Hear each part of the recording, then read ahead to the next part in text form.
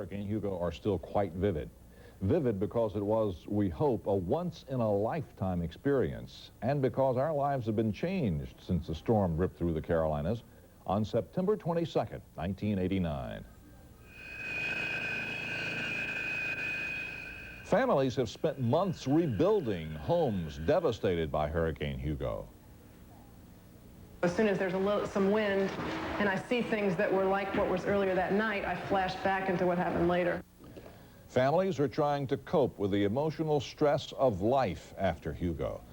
All of us in some way have been touched by this storm. Our memories will be passed along in stories that will be told through the generations.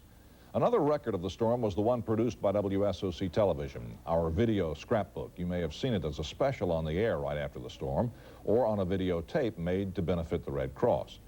More than any other record, we thought this illustrated the story of Hurricane Hugo. So during this week of the one-year anniversary of Hurricane Hugo, we want to take you back to the events before, during, and after the storm. This is the Hugo Video Scrapbook. This picture of Hugo nearly a year ago recalls a time of innocence for many of us. When Hugo was here during the day of September 21st, most of us watched in a rather detached way. Yes, those folks along the coast had better watch out. But Charlotte was certainly almost immune from real hurricane conditions. The memory of Hugo is now a stark one in the minds of many of us. Some of us recall only the excitement of the moment and the seemingly unending chore of cleaning up. For others, the scars are deep and long-lasting, a sense of well-being forever adjusted. Still others suffer the returning fears of the power of nature and the sense of being unable to cope. From the scientific point of view and those charged with providing us with the information we need to prepare ourselves for any future eventuality, there is an enhanced sense of conviction and striving for more definite tools for forecasting the ocean monsters.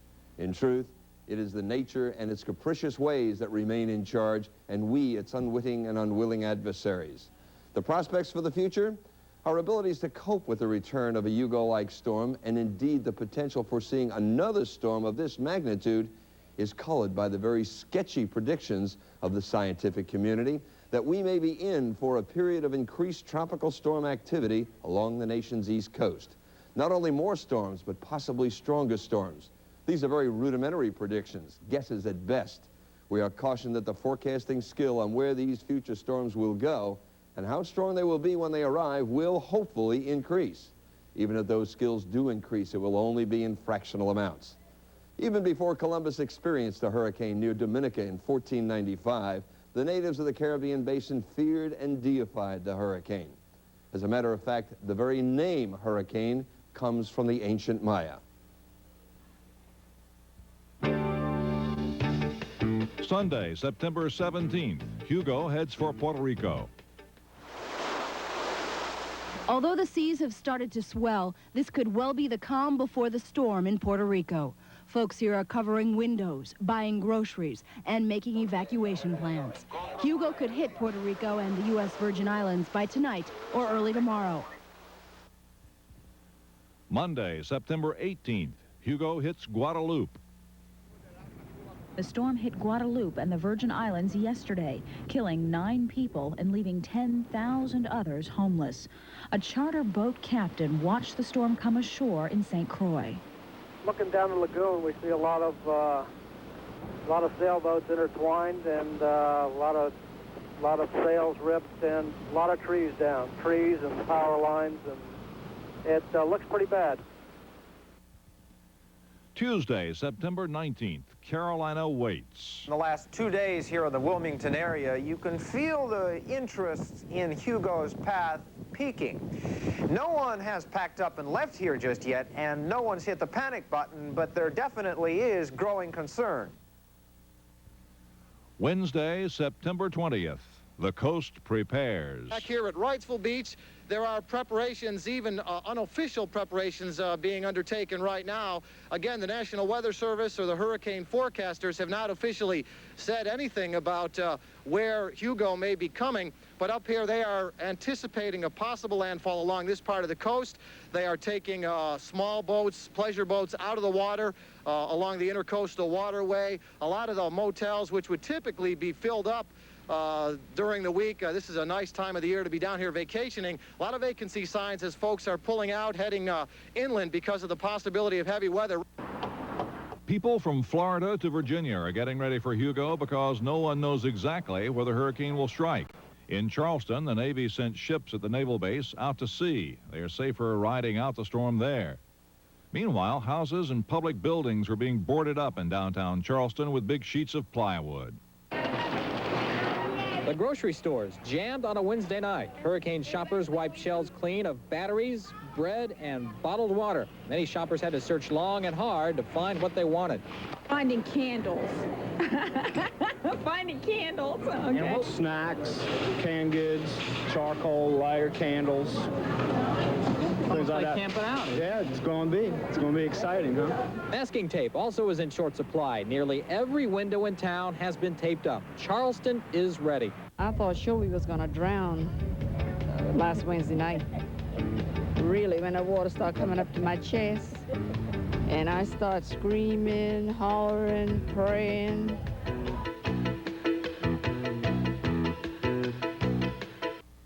Hugo, a fearsome storm unleashed on the Carolinas, wreaking death, destruction, and hopelessness. In the wake of the crisis, the Salvation Army was there, helping to heal the losses of home, loved ones, and possessions. 1 year later, the Army is still there, helping and caring. Thanks to your contributions in the Army's year-round programs throughout the Carolinas, we're still involved in the battle to heal broken lives. We are the Salvation Army. Thursday, 6 a.m., Charleston evacuates. Right now, there is a mandatory evacuation order for residents of Charleston, South Carolina. And the National Weather Service has just issued a hurricane warning for part of the North Carolina coast. Landfall for Hurricane Hugo will probably be sometime after midnight. That'll be high tide, and it couldn't come at a worse time, a hurricane coming to shore at high tide. Right now, we're about an hour from high tide here at Myrtle Beach, and you can see even now how close the water is to the buildings along the coast. At this particular hotel, the owners say with Hugo coming ashore at high tide, they expect water up to the second floor rooms in this high-rise hotel. So obviously folks are taking very seriously the mandatory evacuation order by Governor Carol Campbell that's been in effect since 8 o'clock this morning. All morning long, traffic has also been streaming out of Charleston, another city that is expected to catch much of the fury of this hurricane. They were heeding the advice of this sign and a mandatory evacuation order. It is imperative that all residents of Charleston County, especially those living in beach areas, low-lying areas, barrier islands, property adjacent to tidal creeks, and all mobile home residents in the county leave as soon as possible. High water from Hugo threatens to inundate Charleston, of course, whose historic buildings date from the 18th century. Thursday, 6 p.m., Carolina beaches evacuate. Certainly does look like a very rough night ahead for all of us. It's been a very busy day along the coastline of both Carolinas today. And we're going to start our coverage tonight in Myrtle Beach, and then it's on to Charleston and Savannah with live reports tonight. But first, Channel 9's Steve Gasquet in Myrtle Beach. Well, Bill, Suzanne, right now there's a break in the rain here in Myrtle Beach, South Carolina. If you can see around behind me, every now and then a car will go by, a car full of people ordered to leave the beach by Governor Carol Campbell, by local officials, and by everyone else. As you can see, many of the businesses behind us have been boarded up. Many of them have the windows taped in order to keep flying debris from coming through and damaging homes or businesses. Now, we are here now at 13th Avenue North in Myrtle Beach, just about 10 blocks north of the pavilion. But we won't be here for long, because we also are affected by the evacuation. The National Guard will be here, as will the police, but they're making everyone leave the beach. Now, this has been building all day, the people's fear and the wind and the seas, as Hugo's angry skies grow closer and closer to Myrtle Beach. As the seas off Myrtle Beach grew angrier, public safety officials knocked on every door between the beach and Highway 17, ordering residents to get out. We have mandatory evacuation from Highway 17 to Ocean Boulevard. Nearly everyone along the coast took their advice literally. Houses were boarded up. The beach was deserted. It appeared almost everyone was leaving. That is, almost everyone. I'm not going to leave because I stayed at every hurricane that came by here and haven't done nothing yet. They say it's big. Big. They say it's bad. Bad. I'm ruthless. But then, late this afternoon, rain started coming down in sheets, almost horizontally. Stoplights tossed in the wind, and the seas grew angrier. Now, all up and down the Grand Strand, it's possible that no structure is more threatened by this storm than this pier, which extends about 300 feet out into the ocean. You can see the waves pushing up through the planks of the pier. And over here, at the end of it, is the Lighthouse Restaurant, which is just held up on stilts right above where the water is. And amazingly, at this time, people are still up in that restaurant. Why did you wait so long before you left? Had to unload this building. Well, it was full of equipment? Full of arcade equipment and supplies and what have you. But you're going now. I'm on my way. And it appears Hugo is on his way here, too. We'll be keeping an eye on this pier to see if it lasts through the hurricane. Right now, we're the only ones that's allowed to be up here. That's it. There's nobody else. In fact, Gary Johnson told us, you better take one last walk on this creaky old fishing pier while you still can. I tell you what, seas are mighty rough, too. And this is just the beginning of it, so I don't know. Show us that piling. All right. The pier lost a mooring to the waves this afternoon. This sign shows why. The pier itself is only 6 feet above sea level, facing a storm surge of at least 11 feet. And it was about right up here between the last railing and the next to the last seat that it's happened. That's why the town's ordering a mandatory evacuation now. All in favor, say aye. Aye. All opposed, no. Not just everybody off. Where are you headed to, sir? And also nobody back on. Okay, curfew at 7 o'clock. Be off the beach by 7. En route for evacuation. Officials in Charleston have been saying all day that we would start to feel the worst part of this storm right about now. And about 30 minutes ago, it was raining so hard here on the battery that you could hardly see 5 feet in front of your face. The rain has let up, but as you can see, it's still pretty windy. We're expecting about a 16-foot storm surge. So where I'm standing on the battery, once the hurricane really gets going, will actually be underwater. Bill, Suzanne? Don't stay there, David. A lot of friends of the battery here in Charlotte tonight. Wish you well, David. And the winds, have they really been rough, the winds so far? Well, yeah, it's been really windy on the battery all day, but I think you're going to see some people walking behind me in just a second here. There have been people walking around here all day kind of getting into the hurricane experience down here in Charleston. Not something they see every day in Charleston, something I guess they want to get a little bit of a taste of. Thursday, 11 p.m. Hurricane Hugo slams into the Carolina coast with 135-mile-an-hour winds, the strongest storm to hit our beaches in 35 years. It will be a long night on the coast. Good evening. And not since Hurricane Hazel in 1954 has the potential for damage been as great in the Carolinas as tonight. And right now, we are expecting a major blow from Hurricane Hugo, even right here in the Charlotte area. As you might imagine, evacuations up and down the coastline. Myrtle Beach was evacuated today, and tonight, our news crew was also asked to leave the beach area of the Grand Strand. So Channel 9's Jim Bradley is reporting live right now, about 20 miles away in Waccamaw, South Carolina. Jim? Bill and Suzanne, it is getting very eerie here right now. Over the last half hour or so, the winds have really begun to whip up, and right behind me, in fact, I can count 1, 2, 3 trees that have gone down within the last half hour. There are more around the hotel near where we're staying, and you can find big chunks of debris like this all over the place here. Again, it's getting very eerie. Now, we are only about 4 or 5 miles, actually, from the beach. This is where the evacuation limit is. You have to be at least this far away, and if this damage is this bad here, you can imagine what it's like right on the beach, or actually, perhaps you can't. Channel 9's Steve Gasquet shows us exactly what it's been like. It was only Hugo's leading edge, but still, it hit Myrtle Beach like a sledgehammer tonight. Slashing rain, heavy winds, and surf with waves up to 8 feet tall.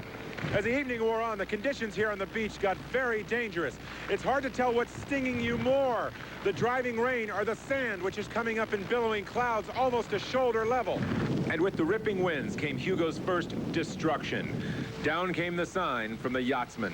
On Ocean Boulevard, I was traveling south, and the signs were blowing off the buildings, hitting the trucks. Next, Hugo tore down the sign at the Pier Arcade, then at the Catalina, then at the Neptune, and on and on. And as we left Myrtle Beach, we saw flashes of light in the sky. Folks, this was not lightning. These are power transformers blowing up. In Myrtle Beach, Steve Gasquet, Channel 9 Eyewitness News. Now, this is one of the gusts we're in the middle of right here that we've been seeing all night long. You know, they come up and down, and occasionally you think that it's about here, then things will calm down. How bad was it right on the beach? This is what is left. I don't know if you can really tell. This is what is left of a pair of pants that our photographer, John Belkey, was wearing. He didn't rip them off. The wind literally blew them off of his body. It is very, very bad the closer you get to the beach. And Channel 9's Jeff Sonia has spent most of the night in the Wrightsville Beach area, and he is joining us live there now. You know, Bill, Suzanne, as bad as the weather is right now here in Wrightsville Beach, it is hard to believe that it's any worse farther south down the coast. We're about 50 yards off the surf. Back in that black hole behind us, the waves are cresting much higher now. Before, they were about halfway up the pilings on the old Wrightsville Beach pier. Now the waves are cresting over the top of the pier itself. There is no power on the island at all that we can tell right now. There was a 7 o'clock curfew, but it wasn't necessary to enforce it because we may be the last people left on this island that aren't wearing badges tonight. The police have a command post set up, but that command post is experiencing some of the same problems that police were worried about for island neighbors. Everybody should be off the beach. I am not informed of anybody that stayed on that we need to pay particular attention to or anything like that. We just lost our lights, it looks like. That happens from now and every once in a while. We're here on emergency power, so we'll be back up shortly. Now, farther up the island at the bridge that links the mainland in the city of Wilmington with Wrightsville Beach, police have been on guard all night, keeping people off the island, or at least trying to keep people off the island. Well, we've had one incident, an officer stopped the vehicle, told the person he had to turn around, and the person said he needed to get on the beach to get a vehicle off. The officer said, "I'm sorry, you're going to have to turn around." And the individual floorboarded it and took off onto the beach and ran the blockade. Following him on the island? Yes, sir. A couple of officers caught up with him, and he was charged. Weather report from here at Wrightsville Beach. It's just hard to believe just how much the weather has deteriorated in the last 20 minutes or so. The winds are strong enough that I literally barely have to reach out to steady myself here, and the waves are cresting above the pier now.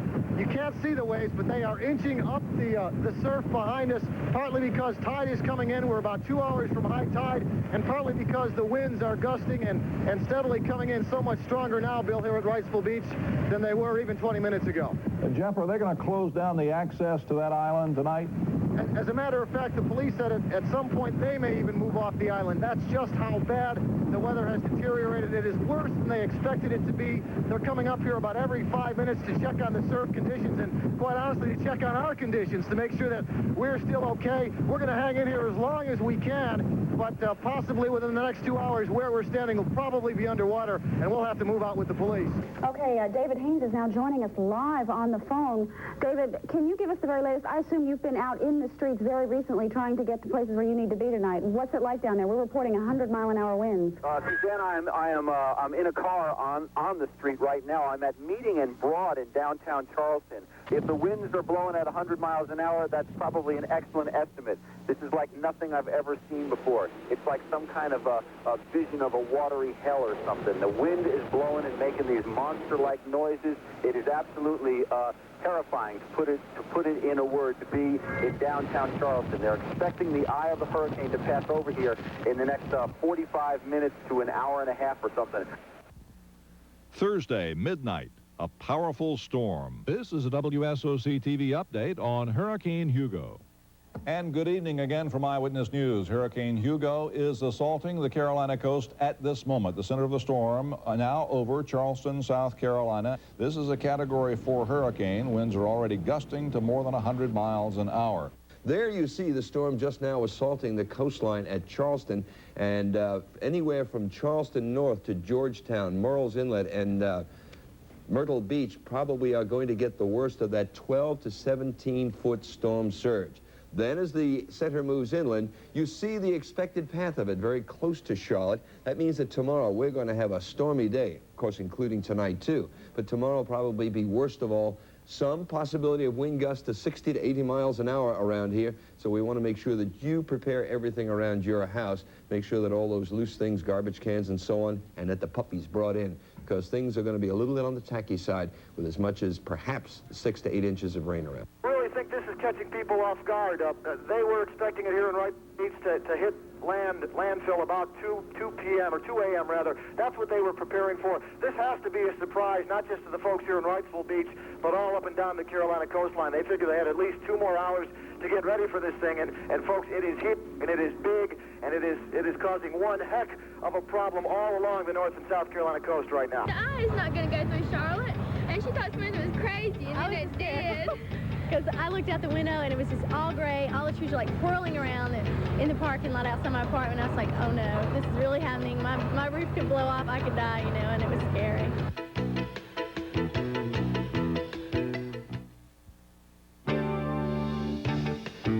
Friday morning, 1 a.m., in the storm. It's calm. There's no rain. There's no wind. As I look up into the sky, yeah, I can even see some stars. The eye of the hurricane is passing over. Well, Suzanne, if you've never seen what landfall looks like at a hurricane, this is it. We are at Wrightsville Beach, North Carolina, about 35 feet or so from where the surface is rising to right now. It is high tide, within about half an hour of high tide, and that plus a hurricane equals a lot of high water, a lot of high wind. You can't see it behind me, but all around us there are buildings, now vacant buildings. They've been evacuated a long time ago.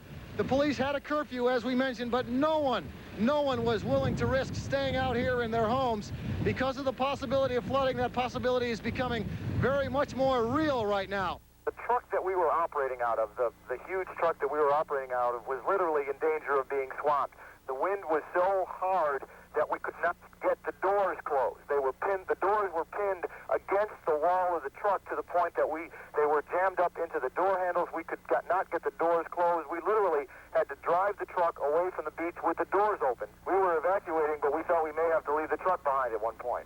Now, here in Charlotte, we're under both a tornado and a flood watch, and we will be at least until tomorrow morning. Winds are picking up outside now. There is rain all through the Channel 9 viewing area. Friday, 3 a.m., Hugo heads inland. In Wilmington, where the brunt of the storm did not hit, although the leading edge caused quite a bit of wind, Channel 9's Jeff Sonnier has been spending the most of the evening there, and he's joining us live now with the latest on the situation up in the Wilmington area. Jeff, how's it going? Just how bad things are down in Charleston right now.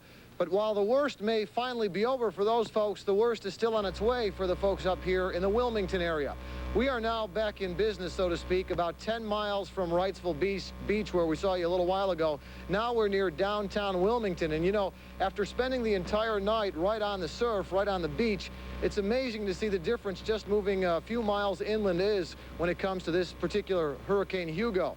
We have had a tornado sighted close to our area. About a half hour ago, the National Weather Service reported a tornado was 4 miles north of Hartsville, South Carolina. It was headed west, moving at 30 miles an hour, and they say the hurricane is to blame for this tornado. But we do, again, want to remind you that our entire Channel 9 viewing area is under a tornado watch. Let's try to check in once again with Lieutenant Hare of the Charleston County Police Department. Lieutenant, are you with us? Can you hear us? Yes, ma'am, I am. Okay, great. We'd like to know very much from you, please, what the situation is like there. I understand the eye of the storm has passed through. What's the situation like there with regards to damage and things like that? I just spoke with Captain Whitlock, who had been on the road, and he said that total devastation best describes it, that no area apparently was left untouched, and we've got serious problems.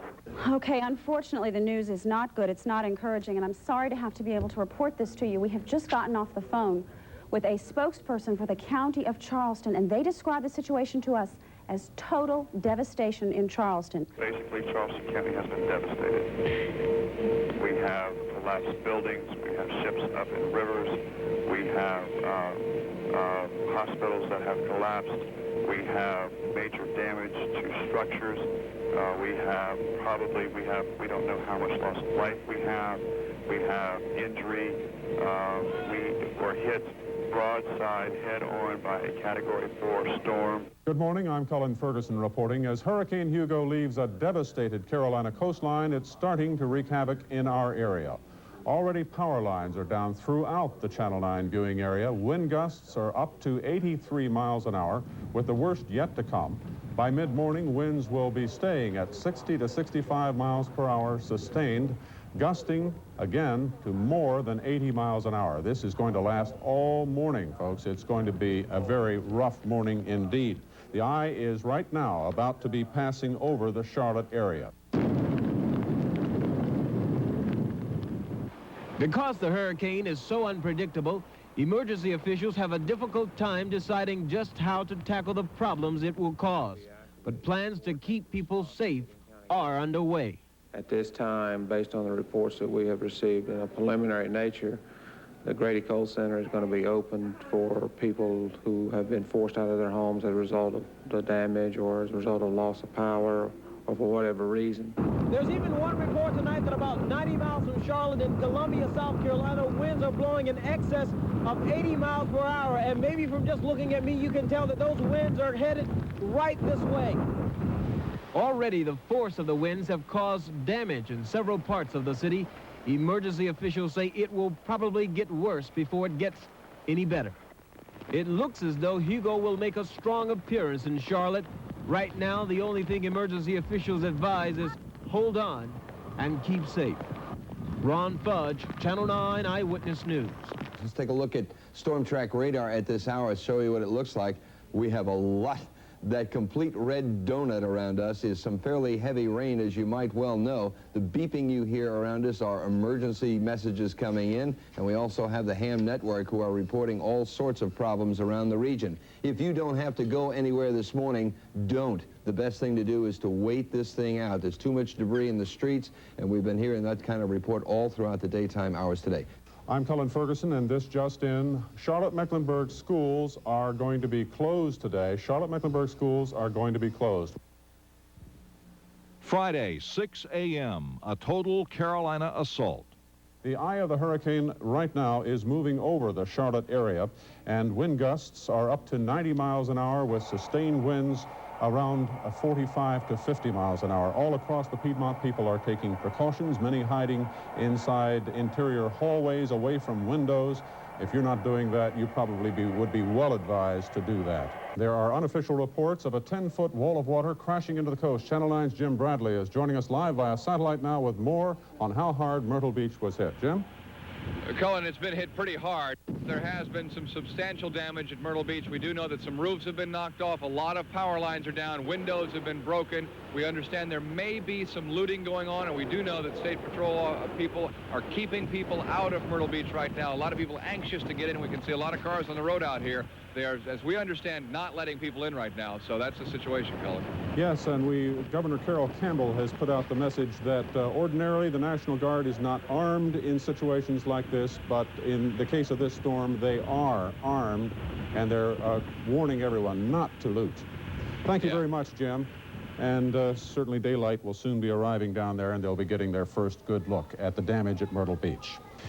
Well, it's getting to be more dangerous by the minute outside. Winds have been clocked at 85 miles an hour here at the Channel 9 studios. We have crews out covering the city and what's happening. Our B.J. Harrison's just gotten back in. B.J., what's been going on out there? It is more frightening than you realize, Cullen. We went outside about 4:30 this morning, and things were relatively calm. Wind, rainy, nothing we weren't used to, nothing we hadn't seen before. But then about 5 o'clock this morning, it got very dangerous. I literally got slammed against the wall of a building. I think the most frightening thing, though, is the downed power lines. You never know which ones are hot or which ones will kill you. That's why power lines are so dangerous.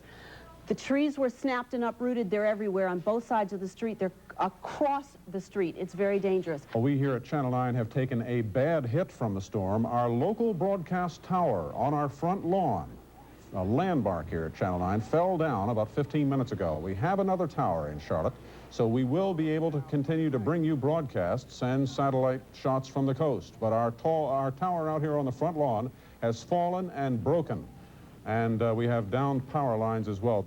Well, Cullen, we're back here at Wrightsville Beach for the first time since 2 o'clock this morning when we were evacuated by Wrightsville Beach police because of a fear of 12 to 15-foot storm surges. Well, we're not sure if those storm surges hit along Wrightsville Beach or not. It is still dark and there is still no electricity in town. But from the looks of things, the damage here in Wrightsville Beach is not as bad as the police had feared. Well, a high wind advisory is in effect, and that will continue in effect until noon for both North and South Carolina. Essentially, if you're in the Channel 9 viewing area, you're under a high wind advisory. There is also a tornado watch in effect until noon. A watch simply means the conditions are right for the development of tornadoes. We've already seen at least one confirmed tornado. That was in Hartsville, just to the south and east of Charlotte in South Carolina. That was about 2 o'clock this morning. An unconfirmed report of a tornado in and through Mint Hill earlier this morning, about 3 o'clock in the morning. And as far as what we can expect out of the rain, a flood watch in effect for both North and South Carolina. The rain is quite heavy. We recorded at least 2 inches here at Weather Center 9. Some areas could see as much as 6 to 8 inches before the heavy rains were over with this morning. Here are the first pictures of the mass destruction that has occurred along Myrtle Beach. For all of you concerned about the situation down there, when Hugo hit about midnight, it hit Myrtle Beach hard. There is no official word on how high the storm surge was there when the storm came ashore, but estimates are 8 to 10 feet right now. A wall of water washing away the beachfront and destroying hundreds of thousands of dollars in property. In these pictures, you get some idea of just how bad it was there at Myrtle Beach. Some are, in fact, calling it the worst of the century, including Hurricane Hazel in 1954. Not only was the coast hit hard with much damage in Charleston and Myrtle Beach, here in Charlotte there are mass power outages, some 200,000 customers without power, wires down, of course trees down all across the city, and there's flooding. And to the south of Charlotte, a confirmed tornado earlier this morning in Hartsville, South Carolina. There was also an unconfirmed tornado in Mint Hill hours ago. And about an hour ago, Mecklenburg County Police reported a funnel cloud sighted along Reams Road near I-77. And so far, we know of 3 deaths as a result of the storm in the Carolinas. An infant in Union County died when a tree fell on the house the 6-month-old child was in and fell onto the crib. And 2 people died in South Carolina when Hugo ripped through the Palmetto State last night, one in the Columbia area, another down in Berkeley County north of Charleston. Now, this is a live look at some of the destruction and damage and flooding in Charlotte. This is around Idlewild and Rama Road, and there you see traffic signals down in the street. We can't really tell there in the distance. There seems to be debris, trees down in the street there, and that is the story over much of Charlotte this morning. Very difficult conditions around the city getting around. These pictures should convince you to stay home. Most area schools are closed. Winds continue to be high. Water can move dangerously fast across streets and, of course, in creeks and streams around the Charlotte area. And so you're advised to be staying at home where you are safe. There's power lines down that can cause electrocution. So very dangerous conditions outside. Some of the worst damage of the entire storm, of course, occurred in Charleston, where the storm came ashore last night. Mayor Joseph Riley says that city has suffered damage unprecedented in recent memory. 30 major downtown buildings are reported to have collapsed. Boats have washed up on the streets of the city. People have been reported trapped in a collapsed condominium. We're continuing to wait for further details from Charleston. Channel 9's Jim Bradley has been standing by at the Waccamaw, South Carolina area near Myrtle Beach. He has the latest on the situation down there. Jim? Well, Cullen, you know, overnight when we were here, all you could do is really feel how powerful this storm was. Now, with the morning's light, you can really see how powerful it is. A 90, 100-foot tree sheared off at about 10 feet, and there are others around here that look the same. My wife and I were laying in bed around 12 o'clock. She was wanting me to turn to the news. Is it going to come? Is it going to come? I said, it's not coming. And sure enough, it got us.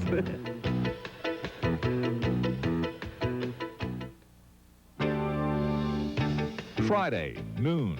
A look at the damage. Coming up next on Eyewitness News Midday, Hurricane Hugo marched through the Carolinas with a fierce vengeance. Heavy damage in the Charlotte area. Mayor Myrick has declared the city a disaster area. And much of Charleston was devastated by the hurricane. There were a lot of concerns, of course, for the coastal areas of South Carolina and for the development along some of the thin stretches of beach down there. And Channel 9's Steve Gasquet has gotten out onto Myrtle Beach, and he joins us on the phone now with details. Steve?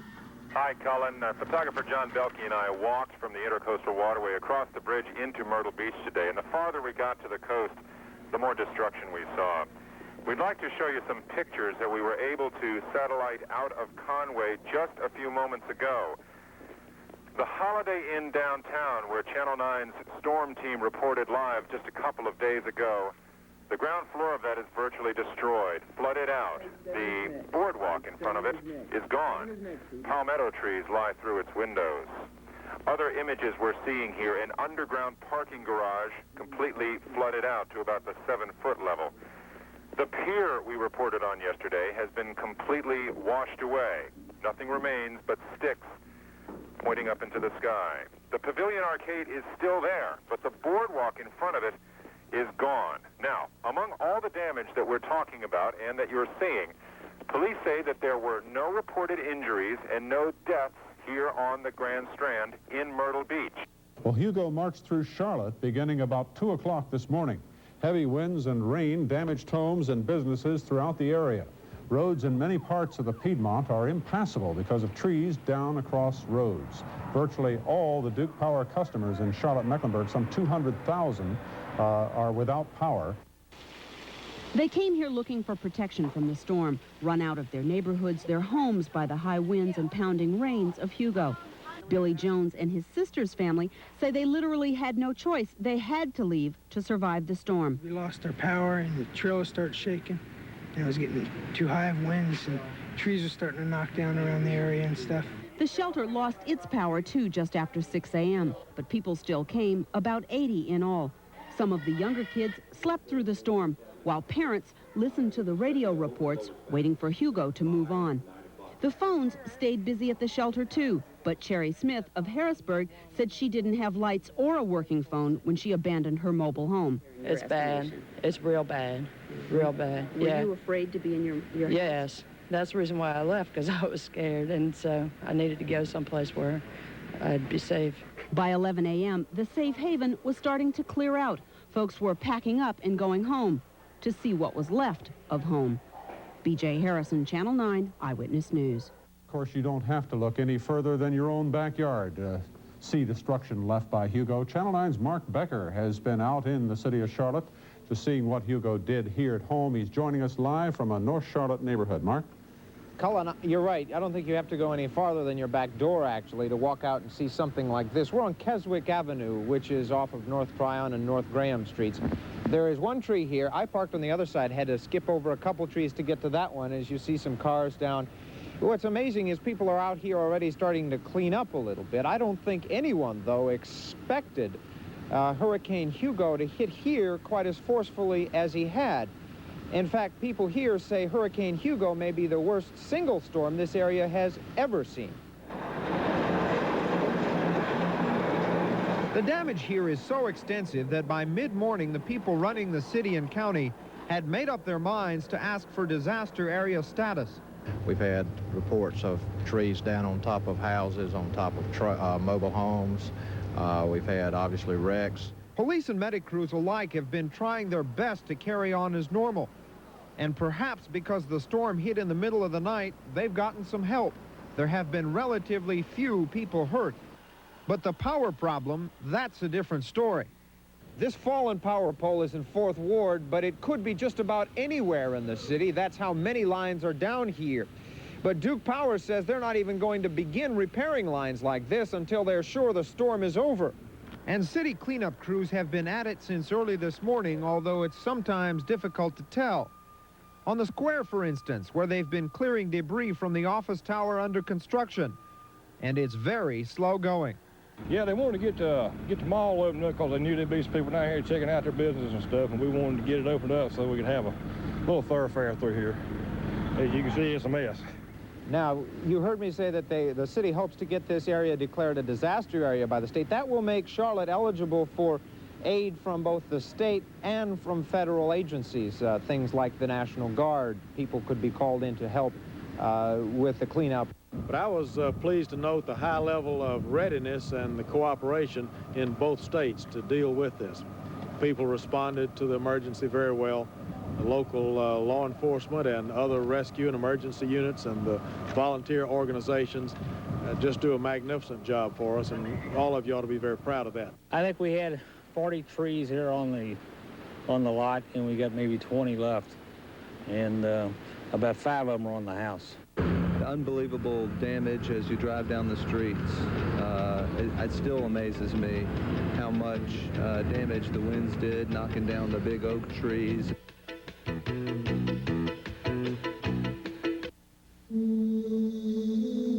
It's been 1 year, 12 long months of recovery since Hugo's rage ripped through the Carolinas. We at Duke Power will never forget the 90-mile-per-hour winds, the fallen trees, the shortages, the courage, the kindness of each Carolinian who stood by us as we struggled for 16 days straight to bring light to our darkest hour.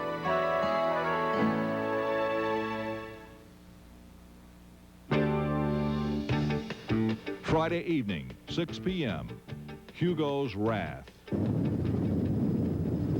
If you can see this picture, this devastation, you are one of the lucky people with power tonight. This is Hugo's path from the sea. He has left behind 2 states in chaos. Take a look at Myrtle Beach, the Grand Strand, not looking grand tonight after a Category 4 hurricane. Crazy is one way to describe what happened to us. This morning, Charlotte woke up to a disaster. Signal lights down or out at nearly every intersection in the city.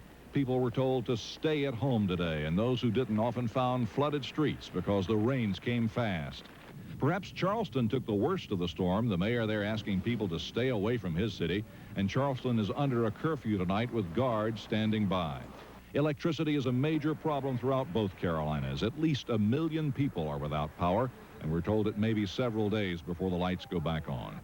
Property owners will be swamping insurance companies. This afternoon, Charlotte Mayor Sue Myrick surveyed the damage in Chopper 9. I tell you, some of it looks so much like tornado damage. It really does. And people are worried about the basics. Lines to buy food and other staples are long. The line at this drugstore stretched out the door today, and there were also long lines at the gasoline pumps. Only a few stations were open today because of the power outage. This station ran out of gas at 3:30. So there's no gas? There's no gas. It ran out? Yeah, I'm from out of town. They ain't got no gas. I don't know what happened down here. And then there are the trees. They were down everywhere today. Charlotte's civic signature twisted and broken in nearly every yard. But there was good news. It's the spirit of the folks in the Carolinas pulling together, neighbor helping neighbor in the cleanup.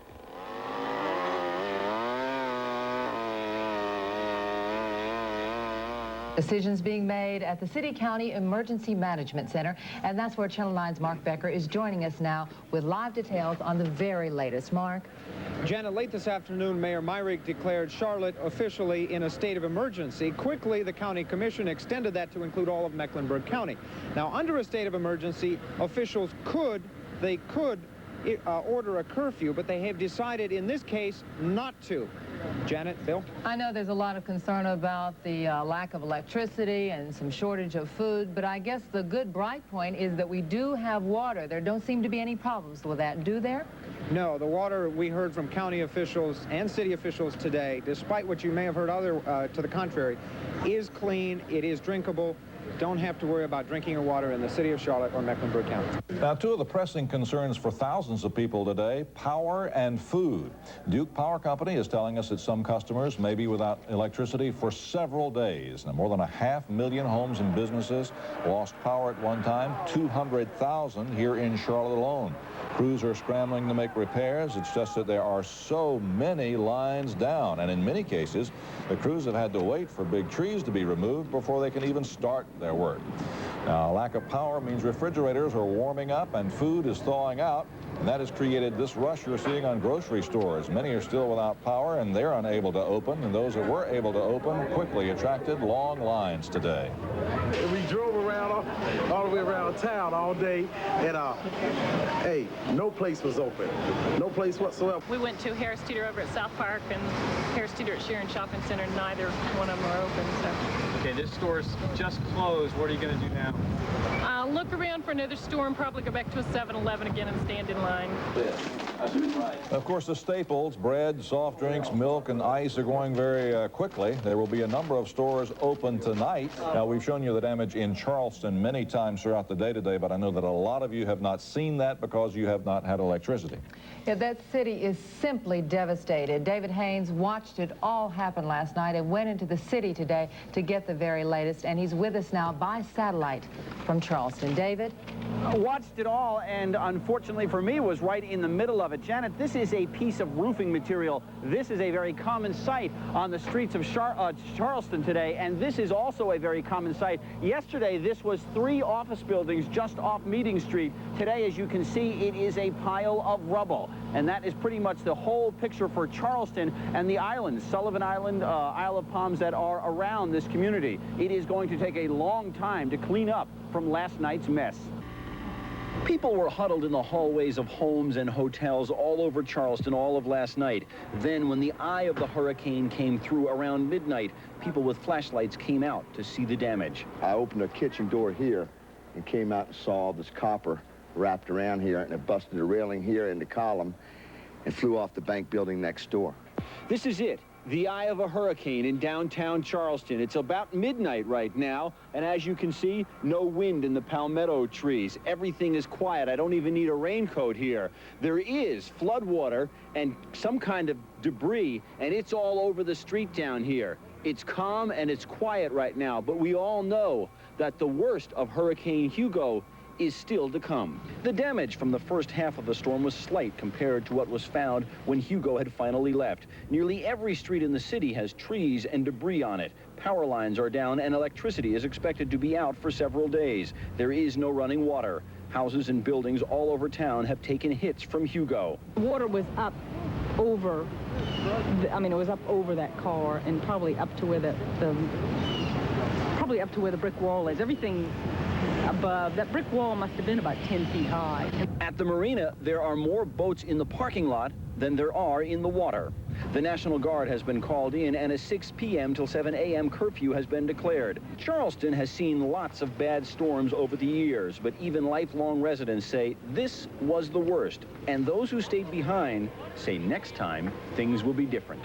I never will do it again. My daughter said, Mom, this is the stupidest thing you've ever done. And I said, well, we'll be just fine. But during the time before the eye, I really regretted it. I was really thought that we weren't going to make it. Two things that people are saying. First of all, they're saying that things were not as bad here as they could have been, and they're thankful for that. The storm surge didn't hit Charleston, the 16 to 25 feet of water that really would have put all of this right here underwater and perhaps still would have been. So they're thankful they didn't get that. That went a little bit north. And the other thing that they're saying is that this beautiful historic city is going to be rebuilt. Charleston has a long history, and a lot of times in its past they've had fires and so on. They were talking about how they rebuilt after that, and they're all promising already to rebuild it once again. About 100 people were treated at Charlotte hospitals with storm-related injuries today. One woman is in critical condition tonight after a tree fell on her home. And there have been a lot of bee stings and insect bites. A lot of people apparently being stung from bees who were in trees, and folks are out looking at the trees, and the bees are everywhere Trees today. are uprooted everywhere, and of course many, many homes have been damaged here. Homes on streets still clogged with down power lines and trees. Channel 9's Bill Coy has been visiting a number of neighborhoods today, and he joins us now live from Myers Park, where they have so many beautiful trees, or they did. That's right, Janet. This is the intersection of Hermitage and Providence Road in Myers Park. And I tell you, if you haven't been out today, this is the kind of thing you'll see all across Charlotte. Sadly, what you're looking behind me at is one of the 100-year-old trees that they're so proud of in Myers Park here. It's just completely blocking Hermitage Road. That's a big problem here.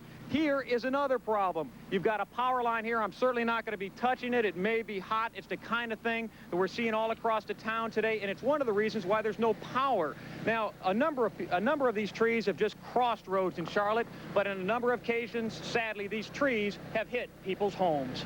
About 3:30, the light pole over here snapped in half, which cut our electricity off, the phone and everything else. And then the wind started blowing, you could hear it, and the house was shaking. Couldn't sleep, all the wind. I never seen something like this before. It's the worst thing I ever saw. It seemed like every half hour It was a boom, just a loud noise, and we run from one end of the house to the other end, and we find a tree at this end, tree at the other end.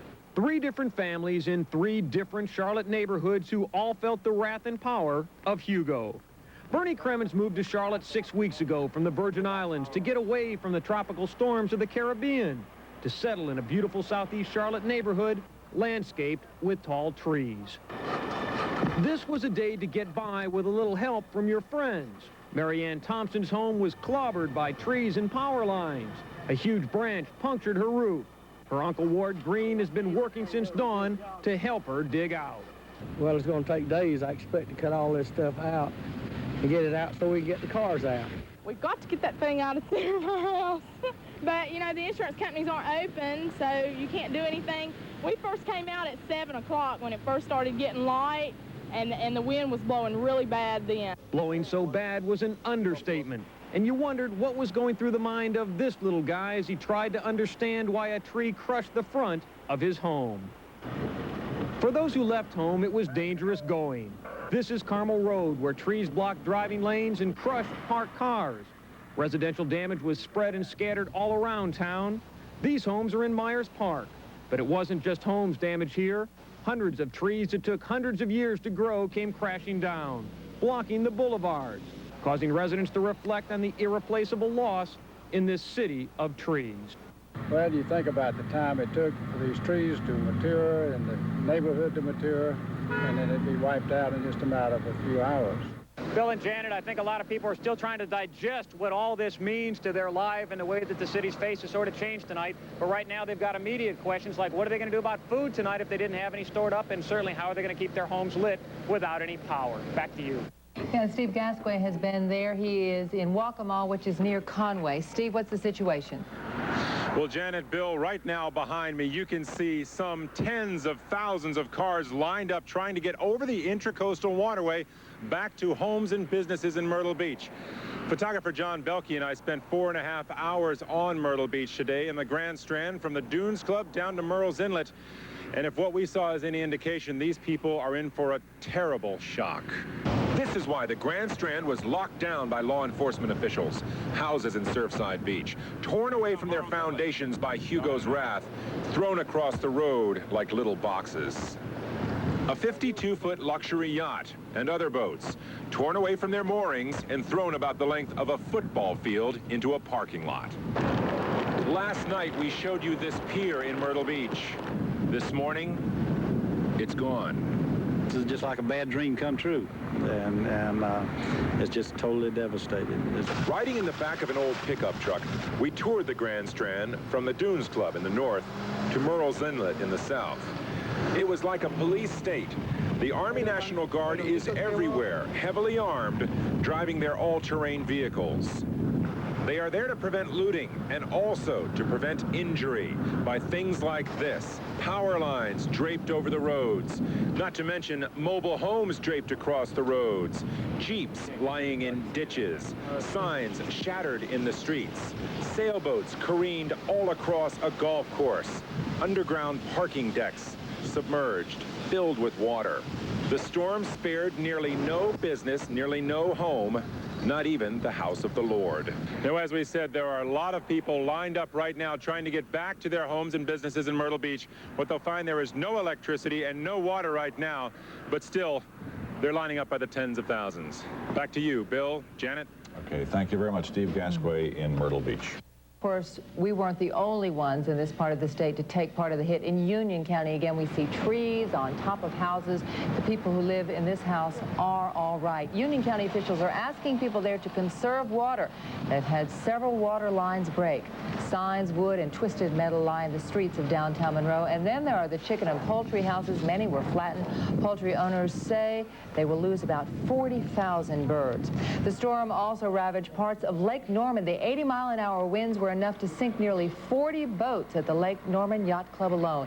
Even the ones that are still floating are severely damaged, and many of them are going underwater. Damage was also heavy at the neighboring All Seasons Marina. Damage on Lake Norman is estimated at more than $1 million. While over in Watauga County, flooding was the major problem. Heavy rains made these apartments in Boone look like houseboats.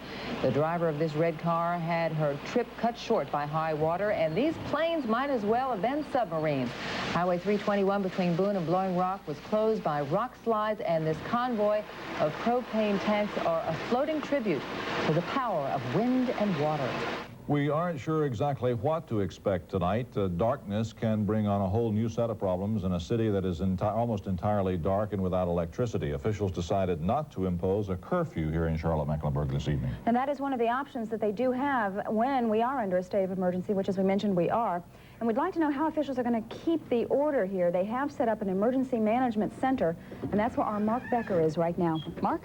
Suzanne, this is where the decisions are being made tonight, and some of them being made even as we speak. Some will be released perhaps later tonight, early tomorrow morning.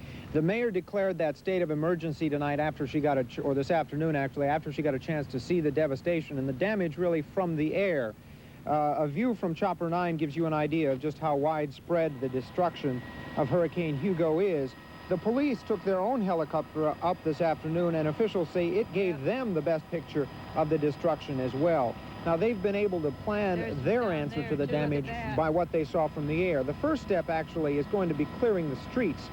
Second is going to be the garbage pickup and getting that back on schedule. And third is putting personal property back in order as well. Hugo gave us a new respect for hurricanes last night, and as we dig out today, perhaps he's giving us, some of us at least, a new perspective on life. Channel 9's Joe McCurry reports from Conway, South Carolina, on one family's thoughts as they dig out. As soon as the Richardsons get this tree cut out of their roof, they'll start on the other one. And then maybe they'll start worrying about their yard. Or maybe they won't. I think we're blessed. We're alive and healthy. Nobody's hurt. My family comes first. Always. Like thousands of other people whose families just survived Hugo, the Richardsons know today that there are worse things than busted beams and flooded lawns. Worse things than the devastating power of what some call an act of God. Look, just a couple weeks ago, Mike Richardson had all the trees cleared out around the house, except for a couple that Cheryl wanted to shade the house. Last night, they fell. This morning, Mike and his sons had to cut them up, and Cheryl laughed. Beg him to leave those trees for me. It's not just the trees and the land they really thought of, they say, last night. Not the house, not cars and boats, but the people, the neighbors, the two strong sons, each other. The people made it through. They all I got. And if it takes a storm to make you see it, well, some do call it an act of God. In Conway, Joe McCreary, Channel 9 Eyewitness News. Friday night, 11 p.m., coping with the aftermath. As the radio barked out information, the officer on the corner turned cars away one by one. The square is still too dangerous and too open an invitation for looters, with broken windows and shattered glass everywhere. But if police have one thing going for them here, it's the fact that this is one of the few areas of the city that still has power. Several blocks away, though, it seemed almost a different world. In the shadows of Brevard Street, officers David Lynn and Craig Davis answered a call. Possible looters in the wreckage of the Army-Navy store. Well, we've got several burglar alarm calls today already, and we've worked one accident already, so most of these buildings down here, the burglar alarms are out, so we're patrolling trying to prevent looting or breaking and entering. This call turns up nothing, as most tonight will. A little bit later, another call, this on Wilkinson Boulevard. Here, the only light comes from the spotlight on Officer Jim Massey's car. It's a trophy shop with a broken window, possibly storm damage, he says, but just one more suspicious call, of which he expects more than our share. I think tonight will be triple the normal calls. For 2 days now, we've been bombarded with the destruction and the heartache of Hugo. It's enough to make you wonder why anyone would want to live at the beach. Well, today, in the exodus of people back into Myrtle Beach, Joe McCreary found some answers. One day it's paradise. The next day, paradise lost. Oh, my goodness. Yep. All the roof's gone. I just was dreaded to come back because I had seen what it did after Hazel. What was here yesterday is here today and here. And so is Carolyn Sanford, back after the angry sea and wind came in and stole their widow's mite. Not so bad. I just lost the roof off my porch and my swing and my trees and mostly my yard I resent. For 49 years she's watched the sea here. She has a deed, but the sea has prior claim and awesome power, but that's okay. Oh, I'm not going to move. My husband died 2 years ago and the children love it and they come to see me and I wouldn't leave for anything. And I love it anyway. So what if in 1940 the beach was wide? So what if just last night she lost her dunes? And the children who used to love to come here grew to be these men who help her now. I just like to be here, and I like to look at it. The ocean is like a devilish woman. She's never the same. And you just look at her in the morning, and she'll be calm. By afternoon, she's just a mess. And some nights, she goes on a rampage. Yeah, she does. Under all the rubble and the chance the sea will rage again, to some, it's still paradise. Joe McCreary, Channel 9, Eyewitness News. Paradise also in some of the good people here at the beach who are helping others to clean up, as Joe just reported. But perhaps the ugliest side of humanity is here, too. Police say they don't have an exact number, but they've arrested a lot of people for looting, trying to make some money, capitalizing on these people's misery. Well, Bill and Suzanne, here at Slug's restaurant is probably one of the few places in Charlotte where you can find both light and food.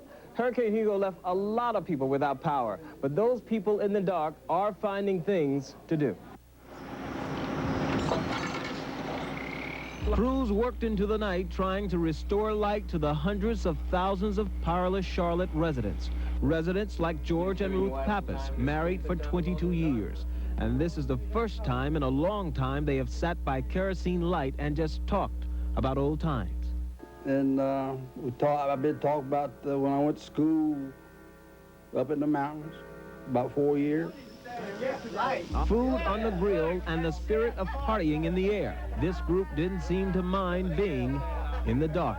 We're resting, man. We've been using chainsaws all day long, clearing driveways and that kind of thing, and this is the only way we got to eat. You know, it's either this or go sit in the house that's completely dark. Then there are your teenage cruisers. Light or no light, the music and cruising madness goes on. And so do all the jokes about the night when the lights went out in Charlotte. Hey, try Bush. Or try Bud Light. So a lot of people, Bill and Suzanne, are taking not having any light in stride. An interesting thing I find out once getting here to Slug's restaurant is that the couple that you see behind me are celebrating their wedding anniversary, or wedding reception, rather. They were supposed to have the wedding reception uptown, where there was light, supposedly, but that didn't happen, so they came here where there was. I'm getting used to it now. It's not that bad. The only thing is like shaving in the with the candlelight. That's a little tough. You know, I've cut myself a few times.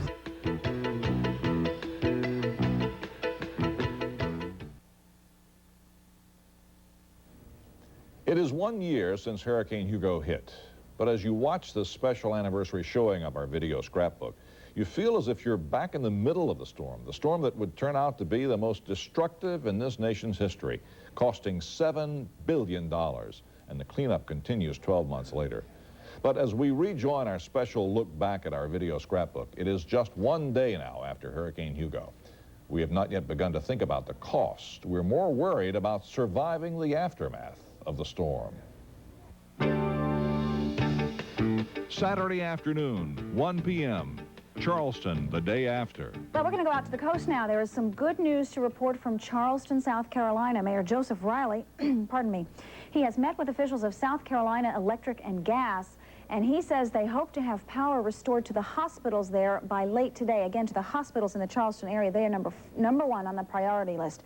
We still have no word, though, on when the rest of the city of Charleston is going to get power. As you may have heard by now, Charleston was simply devastated by Hurricane Hugo. The city is being patrolled by hundreds of National Guardsmen who are there to prevent looting. We understand that 90 people so far in the Charleston area have been arrested for looting, and the mayor is asking that only residents of the city of Charleston try to return today. Don't go to Charleston just to see what's happened.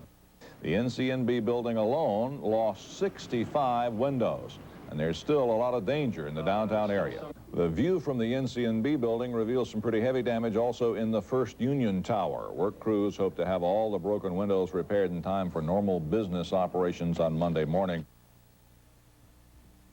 Saturday night, 7 o'clock, Managing Chaos. We intend to cover especially those areas that are vulnerable to robbery and stealing. If people do not leave, we have given a strong order. They will be arrested.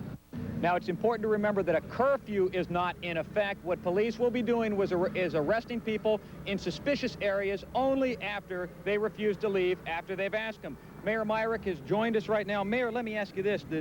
We've got 200 more National Guardsmen arriving, but beyond that, you called for some additional help.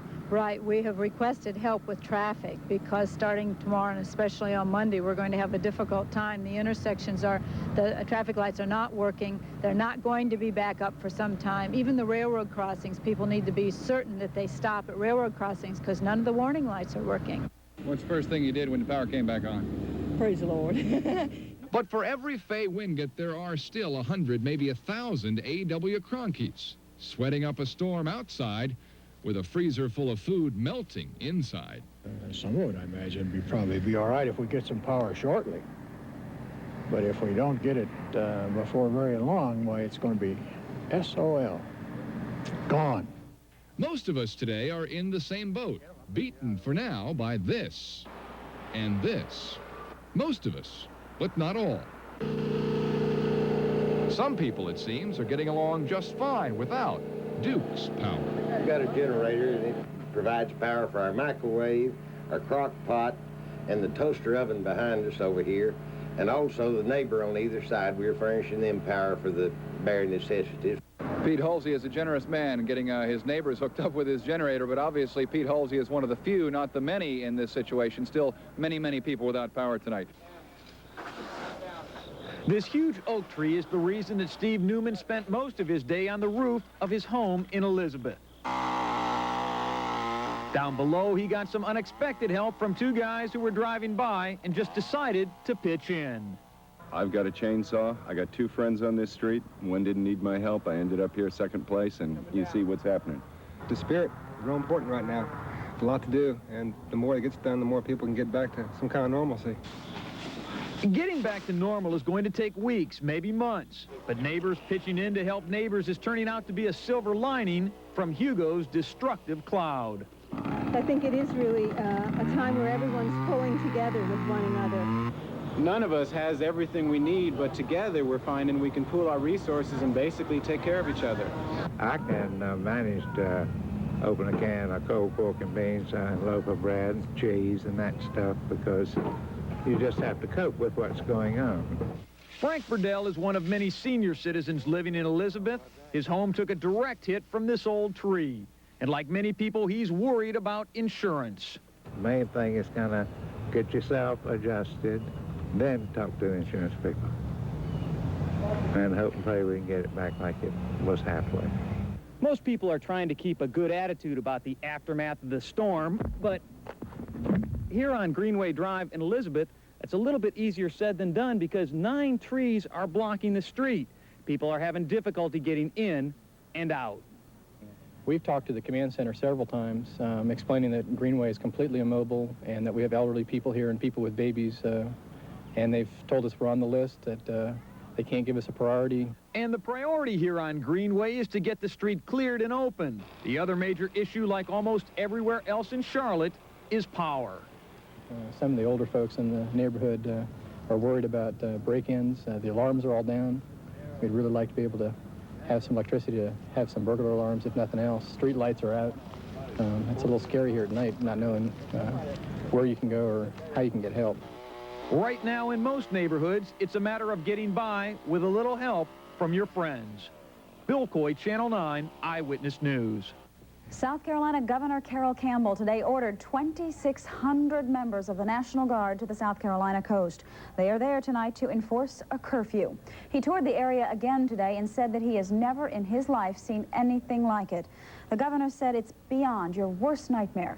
He said it was devastating. Damage along South Carolina's coastline is estimated at up to $3 billion. Now, of course, the hardest hit areas were Myrtle Beach and Charleston. Today, Channel 9's Steve Gasquet went on an aerial tour of Myrtle Beach to visit and see the destruction and devastation left over by the hurricane. You will not believe the pictures that you're about to see. Steve's been out on the beach since Wednesday, and he is joining us once again live with a tour tonight. Well, Bill, Suzanne, that's right. As you know, since Wednesday, I've been touring the Grand Strand all the way up from the Dunes Club, all the way down past Murrells Inlet. And I thought I'd never see anything again like I saw yesterday when houses had been ripped off their foundation and were lying in the middle of the road. That is until I went up in the helicopter today. And I think it's fair to say, folks, you're not going to believe what you're about to see. From the sky, the damage to the Grand Strand is staggering. Garden City, where nearly every house is destroyed.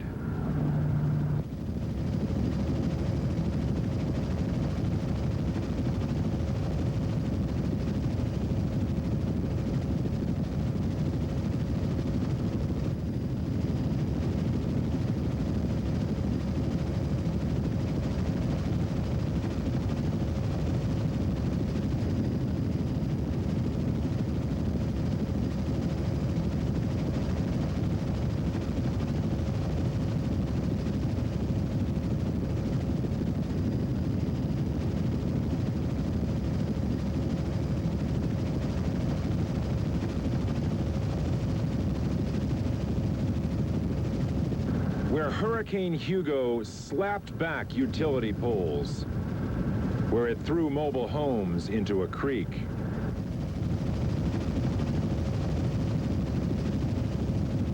The damage continues up the Grand Strand into downtown Myrtle.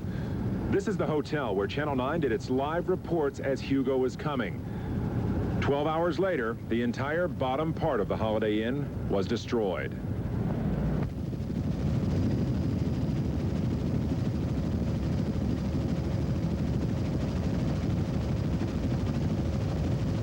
And just as Hugo angrily, violently pushed its way into people's homes and lives, people now are trying to push the effects of Hugo back out to sea. The sand that now covers much of the Grand Strand is slowly, painstakingly being returned to the beach. And now, before we show you our last pictures, let me show you this. 2 days ago, just before Hugo struck, at my father's house overlooking Murrells Inlet, he and I nailed boards over his windows, hoping for the best. But that didn't happen. The waves came right into Dad's house, took out many of his possessions, pushed his car 20 feet off the driveway, picked up his little storage shed, and moved it across the street.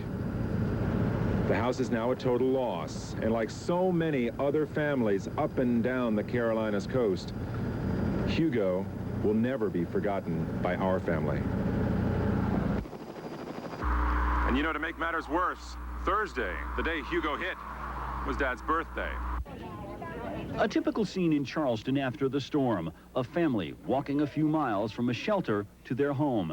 It's a natural curiosity. What happened to my house, my yard, my car? The news for many, many people is not good. Once a family has picked its way through a street made unfamiliar by fallen trees, it is likely to find a house with no roof and a flooded first floor. Rooms without walls are common sights. The wind was what was so scary. It was really, think about the houses. I mean, they just moved both ways and up, and it was really scary. What happened to the house you were staying in? A big oak tree in the front and a big huckleberry tree in the back, but they both missed the house, but we did lose a back roof. Once the thanks has been given for surviving, the real work must begin. And for the next few weeks, it's going to be done without the benefit of electricity. But there is no doubt that it will be done, that the graceful tree-lined streets and horse-drawn carriages will return.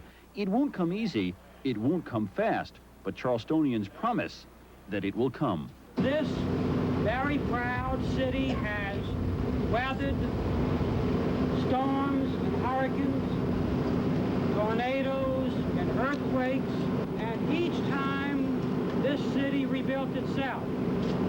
Its history is a proud one, and so we put Hugo tap contacts. There are no answers to most questions in Charleston this evening. No one knows for sure when the power will be back on, or how long it will be before fresh water starts coming through the taps. The only thing that is certain is the determination that this city will return. In the aftermath of Hurricane Hugo, Charleston residents have talked a lot about their history, and they say that they will restore that history and that they will rebuild. In some cases, that is going to be much more difficult than in others. David Haynes, Channel 9 Eyewitness News, Charleston. It's the kind of thing that vitalizes life, and people will remember where they were and what they were doing, and they'll remember the specific place, and children will tell this to their grandchildren, and they'll tell it to their great-grandchildren. In fact, one of the most fascinating things about history is it's constantly expanding, and now Charlotte's history will always have Hugo in it. It'll have Hugo and Hugo. Hornets Hugo and this Hugo. We're looking now at Biddle Hall at Johnson C. Smith University. Memories? Or? Memories. Why? Tell us about this and its significance with Charlotte's disaster history. Well, the bell up in the top of that tower rang on August 31st, 1886. And the reason that it rang was because the earth shook. There was actually a revival meeting being held, and the Charleston earthquake, it seems like we always get it from Charleston, doesn't it, came in August of 1886, and the people who were in front of that building were just absolutely frightened. And so this earthquake was remembered. Now, it's forgotten. Most people don't know it. Most people do not remember what they did not experience. But that was there were 4 tremors that night, and it scared people a great deal, and was something that was remembered just as Hugo will be remembered. We really catch it from Charleston. Charleston earthquake, Charleston Hugo. Our neighbors. That's correct. Dr. Morrill, thank you for giving us your special slant on Hurricane Hugo. More than happy to do it. Thank you. Saturday, 11 p.m., the National Guard moves in. National Guard troops roll into Charlotte, ready to keep vigil over a dark and damaged city. The governor took 2 big steps today, ordering in the Guard and officially asking President Bush for some help. Group of about 25 National Guard MPs arrived here at the National Guard Armory about an hour and a half ago. They are right now being briefed by city and county police, and they're going to be determining where and what parts of our city they will be patrolling. About 175 more National Guard MPs are on their way. As a matter of fact, you're looking at some of them that have just arrived just moments ago. They're getting gassed up, and then they're going to be heading out onto Charlotte streets until dawn. They're involved with what's called the Deterrence Show of Force mission.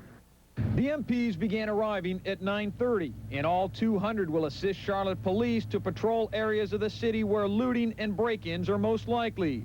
They'll be operating out of these Humvee mobile units and police cars, and they'll be carrying loaded M16s. Our military presence is just simply a support to the local police, and I don't know that it's going to deter any more than anyone else that's watching and looking, and hopefully we won't have to take any direct action. But we are prepared to do that. And there will be more help from the state on its way to Charlotte.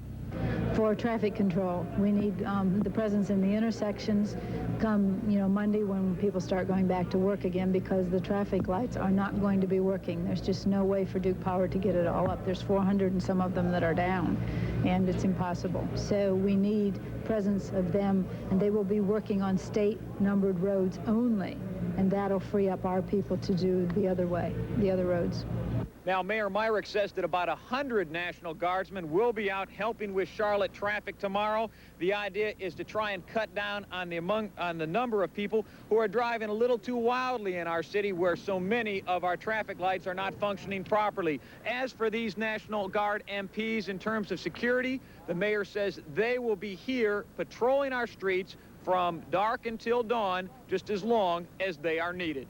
And obviously, besides water, you need food. And the scramble for food at the grocery stores has been a real adventure today for most folks. Today, people were lined up to buy their groceries, even if there were no lights at the stores. The stores were able to make arrangements to get other staples sent into Charlotte stores from Greensboro and other cities. Tonight, those staples started coming in. And at this Winn-Dixie store, clerks were filling up the shelves. Things with canned goods and cereals had been all taken off the shelves very quickly today. And for those who were doing their share of barbecuing something else, new bags of charcoal were hauled in. I think I could deal with anything but going through another hurricane like we did. I don't believe I'd like to do anything like that again. Hopefully I won't have to in my lifetime.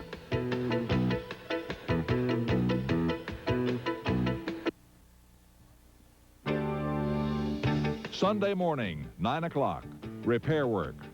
We're starting out this morning with some bad news.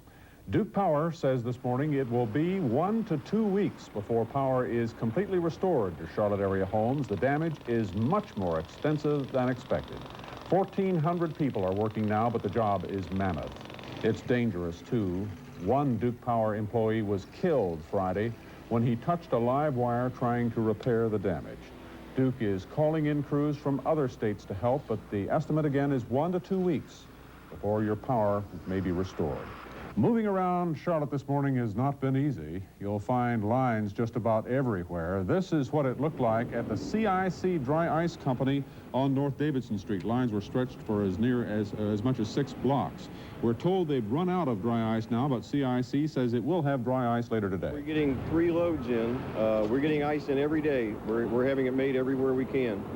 And we normally open at 7 o'clock, but usually there's people here, you know, way before that. And we intend to have ice every day. We're going to get just as much ice as we can. Sunday, 6 p.m. Families cope and give thanks. This is what some power lines look like 3 days after Hugo. It is the main power line running down Queens Road. Duke Power has brought in 1,000 additional workers from 11 states to help in the repair. This crew is from Greer, South Carolina, and they say this is the worst storm damage they have ever seen. The main line they are working on runs along Baxter Street and Queens Road. It will be operational tonight, but they say others will take much longer. Part we're working on, we're looking at least a good week or longer. Just try and get the main lines back up. Yeah. How many hours a day are your guys working? We're working from 16, maybe 17 or 18. I can push it back this way. The phone company has also brought in extra workers to restore service. Most phones are working, but some long-distance lines, like this one to Monroe, is out. Bob Friedman says the phone system has been running on generators. We flew in about 150 portable generators on a C-130 Hercules. We've got a couple of hundred men came in from Florida and women. One thing that's hampering the work are downed trees blocking city streets. City crews have been out all weekend cutting and pushing away trees. Main thoroughfares are taking priority over secondary roads. Well, it's not just a lack of power that's causing problems in York County tonight. The city of Fort Mill is having a real water shortage. People are forced now to go to local fire stations to get drinking water, and mandatory water conservation is in effect. The mayor of Fort Mill says they hope to have the problem fixed tomorrow. Now, in Gaston County, the damage done by Hugo was quite severe, about $120 million at last count. Power has been restored to about 40% of Gaston County, and some people tonight still without water. I will tell you unequivocally, I am going to release the names of all businesses caught in price gouging, and I'm going to give it to the press tomorrow for it to be published. We believe this is one way to discourage it. We won't tolerate it. The Harris YMCA on Quail Hollow Road opened its showers to the public today, much to the relief of these folks. Yeah, we've been sponge bathing, heating water on the grill, and but we said, that's it. Wonderful. Great, man. Fantastic. These kids don't seem to mind the inconvenience. Well, we asked them, besides the shower, what else do they miss the most? TV. Nintendo. Glad to know that they miss us. Yeah. Finally, on this Sunday morning, churches improvised when necessary and said prayers of thanksgiving and prayers of hope. Prayers that we are here today, that we are safe, that we are gathered with family and friends in this place of worship. And we want to offer up some prayers of intercession. Prayers for all of the victims of the hurricane, those in Charlotte and other places who have felt the brunt of this storm. We want to offer up our prayers of God's presence and his healing power.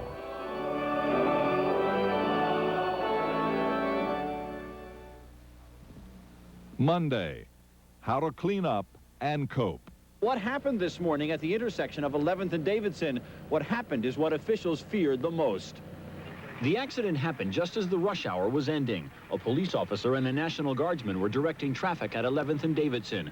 A motorist either didn't see or didn't understand a signal from one of the officers. The car drove through the intersection and 2 cars collided. The vehicles then plowed into the traffic cops. Oh, Jesus, I have to shout for joy. This is like $1 million to me. Just stand by that way. Getting ready to fire. Yes, thank y'all very much. They just come on? They just come on.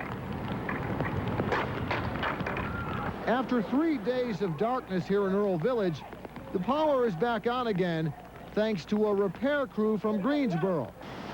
National Guard troops are out assisting with traffic this morning.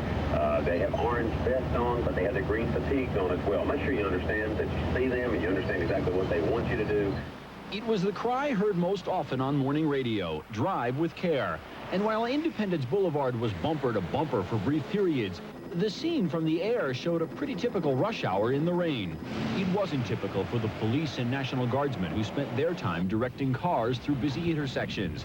Police say the number of accidents was up from a typical Monday. Do you mind speaking to a family member? The best way to describe the emergency room at Presbyterian Hospital is controlled chaos.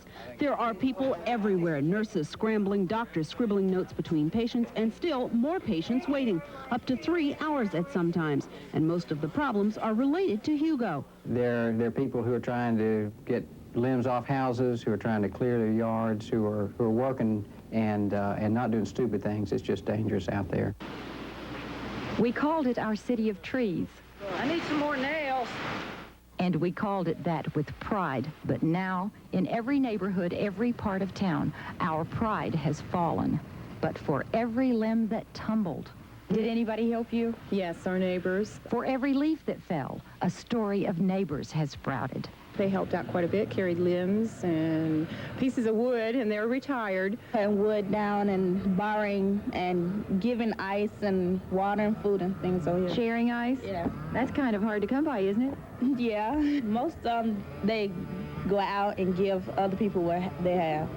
From north to south, from east to west, we see Hugo's scars. They won't heal soon, these reminders of the most horrifying force we're ever apt to know. Even when the wind's just blowing lightly out there, it kind of, you know, makes you sit up and take notice a little bit more. But perhaps those scars and even the wind will remind us, too, that we have neighbors, that someone is there when we need them. You ever been helped yourself? Yes. By this guy. Maybe now we're the city of neighbors. And what could give us greater pride? Joe McCreary, Channel 9 Eyewitness News. Good evening, and there's good news tonight for victims of Hurricane Hugo. President Bush has declared Mecklenburg, Gaston, Union, and Lincoln counties disaster areas. That makes people in those counties eligible for federal assistance. It also opens the door for other North Carolina counties to be added to the list of disaster areas. Preliminary estimates on the damage in those 4 counties is $200 million, but that's expected to go up as more reports come in. Now, while these Georgia Power trucks will be rolling bright and early in the morning, the school buses will not. They will not run in Charlotte-Mecklenburg for the rest of the week, and so parents here have had to make their plans accordingly. Caroline, could you join us? Diana Renfro and her family are getting used to dinner by candlelight. Life without lights, after all, has been kind of an adventure for the whole family. I made it to work, unshaven. I didn't have my tie and coat on. Most everyone did, but I made it. But Trailer Renfro can't say the same for his kids. Caroline and Clara are out of school, and they will be all week, posing an interesting challenge for Mom and Dad. They played outside for several days and got tired of that, so today they played well inside. And they like to dress up, so we're going to stock up on paint from the attic and lots of paper and try to stay busy. Keeping the kids busy this week will pose an interesting challenge indeed. Some daycare facilities are open, like this one at the Harris YMCA. But some parents are finding themselves already turning to Plan B. We're just trying to start and branch out and do something. We've been doing nothing but sitting in the dark. We go over to neighbors' houses and talk to them, and not a whole lot we can do. We play. Gwen Esposito is one of many parents who ended up at the mall with the kids. Mike, you get me, man? There is a whole different world here, one defined by our electric lifestyle. And with school out, you can bet slaying that sorcerer will be in. What are you going to be doing all week? Nothing. I'm just going to be hanging. I don't think I'll ever take hurricanes lightly again, that's for sure. We made a list. I have this complete list of, like, what to do when they tell me another hurricane's coming. So that's probably it. I won't forget that list. It'll be with me for a long time.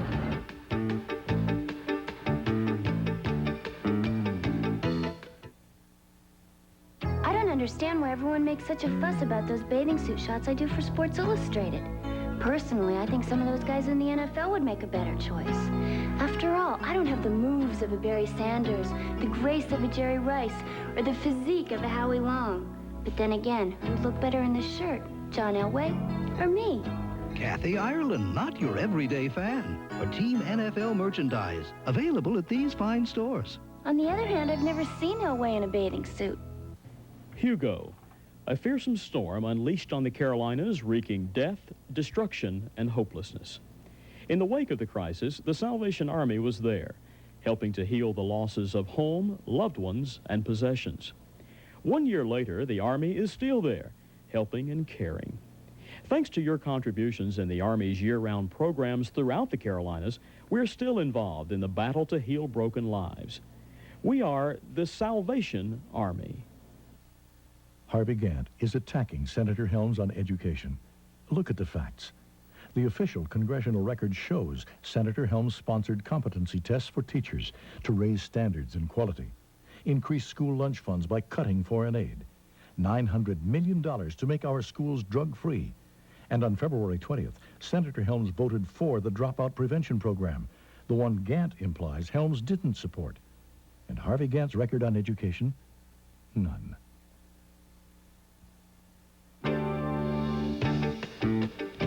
Recovery. In our lifetimes, we've never seen anything like this. Duke Power's Bill Lee called it the company's worst experience as he reported to Gaston County government officials this afternoon. In Gaston County, Duke Power served 39,000 customers. We have some 17,000 of those back in service, and we have 22,000 or 57% yet to go. Dogwood Lane in Belmont remains without power tonight. It's one of many areas which still bear the grim reminders and scars inflicted last week by Hugo.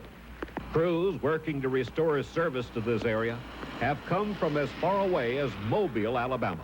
Now, I don't know exactly how many crews our company's got in here, but they've got all that they can spare. This is the kind of problem repair crews are facing. These lines run under all of those trees up through there. They've got to move the trees before they can fix the line. I'm in Route N. Another major problem here is the debris left by Hugo. A National Guard unit from Kings Mountain arrived in Gastonia this afternoon with equipment to assist the city with its cleanup effort. And visitors to McCaddenville this Christmas will find fewer lights. Many of the decorated trees there were also destroyed. Louis Brooks, Channel 9 Eyewitness News, Gaston County. We said, oh my God, what is this? What done happened? What is this? What it was, a 150-foot tree that Hugo slammed through the roof, missing Pam West and her family by inches. Mostly I just prayed that our house wouldn't get blown down no more. I thought most of the house was going to cave down because the tree was on top of the house. Now, 4 days later, the tree's still there. The hole in the ceiling is getting bigger, and the landlord says he's boarding up the place. I don't have rental insurance. I never even heard of rental insurance. The Wests are in big trouble. If you had to go to a new place, would you have all the money for the first month's rent? No, I wouldn't. No, I don't. What? No, I don't. But help might be available through federal aid promised by the president. That can provide 100% federally funded rent-free occupation of a home if yours is destroyed for up to 18 months. The aid can take many forms, from temporary housing to debris removal, from individual and family grants to low-interest loans. But essentially what we're doing is we're doing whatever it takes to get you back into a safe, secure, and sanitary living condition. which boils down to necessities, what it takes to get that for you. Help, just what the Wests need the most. Well, I just pray that we would qualify for it because we've been staying in motels ever since this happened, 5 days now, eating in restaurants, and we can't make it that way. Steve Gasquet, Channel 9 Eyewitness News. Outside the city limits is the Francis Marion National Forest. Thousands of trees in this community of nature were snapped by Hugo's fury. 37 miles from Charleston is McClellanville, a fishing community that was once nestled among beautiful oak trees slung with Spanish moss. It was battered by the same winds as Charleston, but this tiny town took the worst of the hurricane's 16-foot tidal surge. The worst part was passing the baby out the window when the water was, so high. The chainsaws are everywhere, but in this devastation they seemed overmatched by the damage. And then there is the mud. Water-filled living rooms and bedrooms, destroying homes from the inside and ruining memories. Personal stuff that you just can't replace, no matter how much money or insurance or anything you have. McClellanville is starting to get relief supplies, but there is a different attitude here. People are thankful for what they have received, but they also seem overwhelmed by the devastation. They won't let people in and out, and what purpose is that serving? It's slowing us down. Right. If some people don't have anything to do this weekend, come on down. Come to McClellanville, right? Help us with some physical labor. We need some strong men. And once the mud is gone, there will be questions about the fishing future for this village, both for the old residents and the new. Only one person that I've talked to out of many said that they had flood insurance. Almost everybody else has none. They considered this high ground, some person told me. David Haynes, Channel 9 Eyewitness News. You don't have any food? No, I don't. No, I don't. And you have 2 kids? Two babies. They're 2 and 3 years old. Yes, they are. Now, what do you think that people here will be able to do for you? Well, hopefully, I'll be able to get some food. It was a story repeated again and again today as hundreds of people lined up for disaster relief in Charlotte. They were willing to wait for hours for some milk for their children and hopefully about $30 worth of groceries. Good evening. It was a stark reminder that those of us who are only in the dark without power are really very lucky. There are many in our community who are much worse off. There are indeed, and Red Cross volunteers worked long hours today to try to meet those needs. Channel 9's Steve Gasquet was there today as family after family filed by. And Steve joins us now live. Well, Meg, Bill, right now they have just locked the doors here at the United Way Auditorium in Uptown, a place where Red Cross volunteers have been working hard all day trying to meet some very desperate needs. Needs for food, clothing, and shelter. Things that may have been lost when Hugo came to town. We lost all our food in the freezer and the refrigerator, and we ain't got nothing to eat. William Thompson came here to replace that loss. His home on Bryce Avenue just got power back, so he could refrigerate groceries again if he could afford them. You have any money? No, sir. Any friends that can help you? No, sir. Danielle and Melissa's moms, too, came here to replace spoiled food. Their apartments on Conway Street are still without power, but these girls are taking it all in stride. And do you like the candles when they put them on at night? Yes. Do you hope that your mama will always put on candles at night? Yes. How do you read at night? I don't even know how to read. In all, hundreds came for help, looking for food, clothing, shelter. It's going to be a long day, and if we can help each other, it'll be really great. The people we met had a long wait, but they weren't cut off. And finally, 6 hours and 20 minutes after getting in line, 314, table 3. William Thompson told the Red Cross volunteer all about the groceries that went bad. And he came away with a voucher for $31. Was that worth it? Yes, sir, I think it was worth it. Because so many people are spending so much money to help the people when really need help. And when we left, Melissa and Danielle were going on 7 hours. You want to go home? Yes. Do you want to go home too? No. Well, nonetheless, they did go home, and all in all, about 470 people were helped here today. That represents quite an effort of the Red Cross and the United Way to get out some food, clothing, and shelter to people who have forced to do without because of Hugo. What'd you have for lunch? A bologna sandwich. Was it good? Kind of.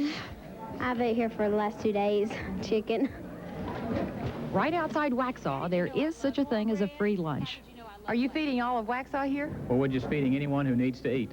Anyone without power or anyone who doesn't have the facilities to cook at home. And free breakfast and supper, too, thought up by the superintendent of the Union County Monroe Schools, hot meals, cooked and served by school employees, all volunteers. Just seeing the children saying they hadn't had nothing but peanut butter and jelly for 2 or 3 days, that was really worth it all. They're expecting 1,000 people for dinner tonight in a town that has a population of 1,383 and a lot of damage. A town now covered by its trees. Old trees, historic trees, and Waxhaw's a historic town. President Andrew Jackson was born in these parts, and it's through history, through antiques, that Waxhaw's made its name. There are more than 20 antique stores here, some heavily damaged. Yet despite that, this weekend they're having their annual Antique and Craft Fair. Waxhaw will come back, they say. Yes, we can. Still have a lot to be thankful for. You know, we're alive. I didn't lose my home. Half the town still without power, half the houses damaged still under trees. But Hugo left Waxhaw with a new awareness that it's a good place to live, a good place to move to. Oh, it was wonderful. We really got to know our neighbors. It was almost worth what happened to make such good friends out of them. In Waxhaw, Joe McCreary, Channel 9 Eyewitness News. Probably passing my son out the window because the water came up so fast we had to get on the roof.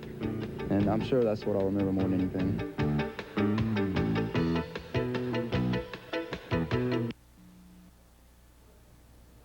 1 year later. This is Channel 9 meteorologist Ray Boylan. Forecasters at the National Hurricane Center in Miami were surprised when Hugo came ashore at Charleston and headed for Charlotte. I put out the 6 p.m. advisory before it made landfall at midnight that night, and I turned it a little quicker than it actually did.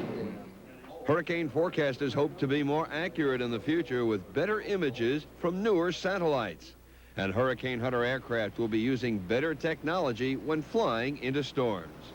Instead of having the low, slow-flying 4-engine aircraft, that we can use some of the new technology that we now have on satellites and put that on aircraft and fly across the storm and give you entire data fields which are used in our new computer models. So these new tools should help forecasters do a better job. I'm an optimist. I believe we will do a better job over the next 5 years and reduce our forecast errors probably 5, 10, maybe even as much as 15%. Don't expect another storm like Hugo anytime soon. And don't expect to see Hugo's name again. It's been retired. I'm Steve Gasquet with a question for you. How well did local government deal with Hugo, clearing streets and keeping you safe? I'd give him a B+ on it. Why not an A? Well, I suppose, like, because I'm a conservative person, maybe, but... But still, pretty good grades from the people in Charlotte. And city and county officials say it's because they were ready with an emergency plan.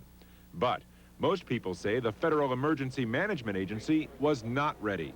The feds are looking hard at why it took them so long to get help to Hugo victims. The purpose of this course is to prepare your Red Cross volunteer to provide... What's this? Your neighbors, attending a Red Cross class on emergency preparedness. Since the storm, these classes are packed. Neighbors in the Carolinas really care. And that may be Hugo's best lesson of all. In Charlotte, Steve Gasquet, Channel 9 Eyewitness News. This is Jim Bradley. After all that's happened from Hugo, have we learned anything? Are we better prepared, better equipped to handle a Hugo-sized disaster?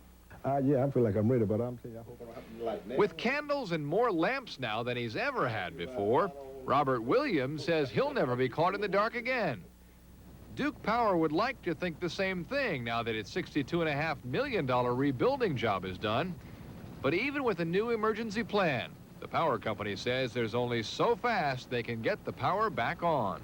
I don't really think we would be able to get power back on much faster, considering we had 66,000 places to visit to do repair work to get the power back on.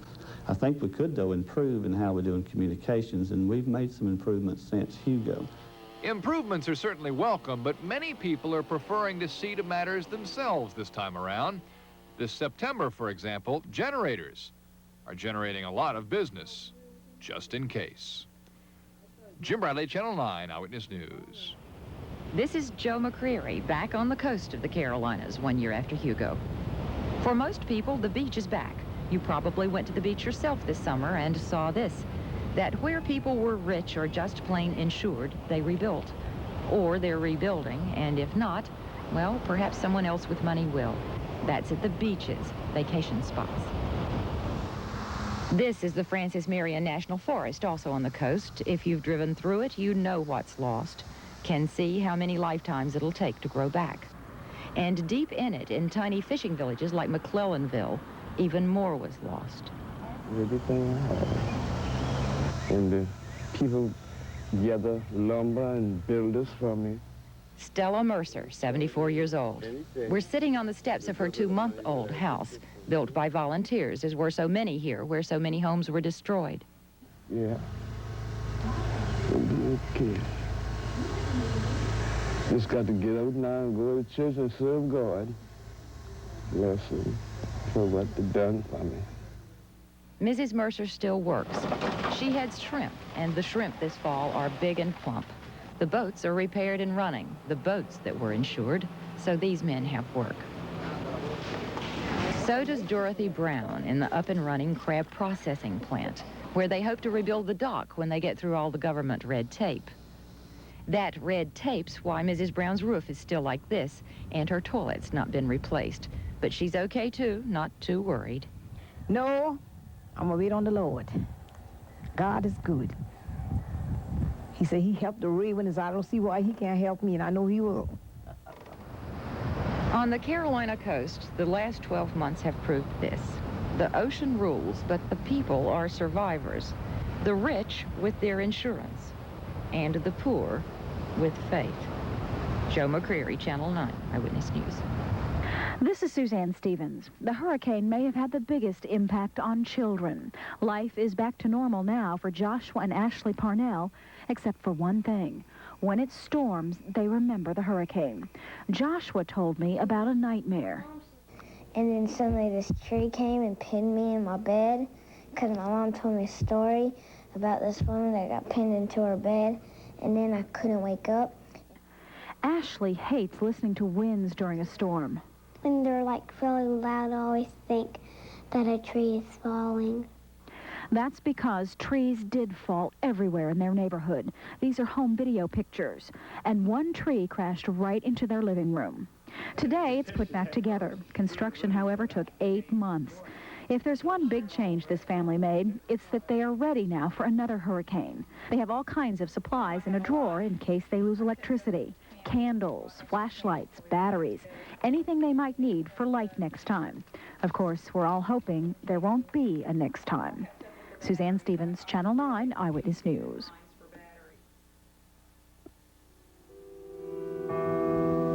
In time, most of the physical scars left by Hurricane Hugo will heal. Twisted trees, crumbled buildings, lives uprooted by chaos. But we will never be quite the same. And whenever, wherever the word hurricane is mentioned, it will mean only one thing to most of us: Hurricane Hugo.